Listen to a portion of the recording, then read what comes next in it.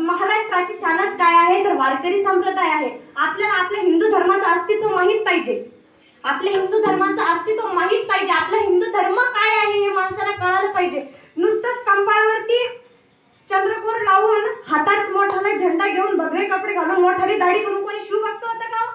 नाही होत. त्यासाठी छत्रपती शिवरायांसारखं वागावं लागतं. ज्यावेळी छत्रपती 5 वर्षाचे होते गावामध्ये तमाशा आला. काय आला?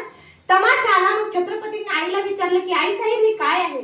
मग त्यावेळेस मा साहेबांनी सांगितले की बाळराजे तुम्हाला स्त्री वाचवणारे व्हायचे, स्त्री नाचवणारे नाही. तुम्हाला स्त्रीला वाचवायचं आहे, तिला नाचवायचं नाही. म्हणून त्यावेळेपासून छत्रपतींनी सगळ्या माता ह्या कोणा समान मानल्या? आई समान मानल्या. आणि ज्या काय मुली असतील त्या बहिणी समान मानल्या. बरोबर आहे ना? जर खरं म्हटलं तर छत्रपतींचा आदर्श घ्यायचा असेल तर छत्रपतींचा अगोदर त्यांचे जे गुण असतील ते आपल्यात उतरवणार. त्याच्यासारखा शिवभक्त दुसरा कोणी राहणार नाही. नुसतं देखावपणा करून शिवभक्त होऊन चालतं का? नाही. त्यासारखं आपल्याला अगोदर वागावं लागतं, ते आपल्याला करावं लागतं. तेव्हा माणूस कुठेतरी शिवभक्त दिसतो. एका सुभेदाराची सून काय म्हणून छत्रपतींपुढे आली होती की म्हणे मला तुमच्यासारखा गोंडस मुलगा पाहिजे. तर त्यांनी सांगितलं होतं जाई हो तू मातेनं करी सायाचं आम्ही विष्णुदास तैसे नव्हे. छत्रपतींनी त्या आईला वटी खणा नारळाने वटी भरली आणि तिला आपल्या माते समान वागवलं. ही माझ्या छत्रपतींची शिकवण होती. कारण छत्रपतींना आईची शिकवण होती ना. आई वडील सांगत होते की बाळा तुला स्वराज्यासाठी लढायचं आहे, तुला काहीतरी अस्तित्व दाखवायचं आहे जगाला.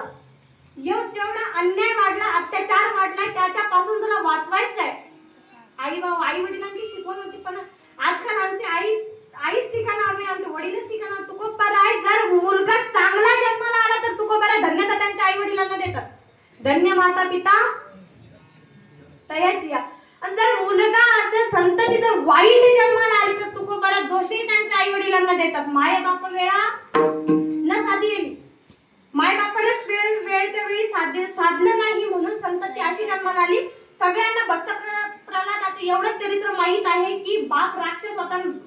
प्रल्हादजी हे काय देवाचे संत जन्माला आले होते. का माहितीये? संस्काराशिवाय कोणीच घडत नसतं. कारण प्रल्हादावरती अगोदर संस्कार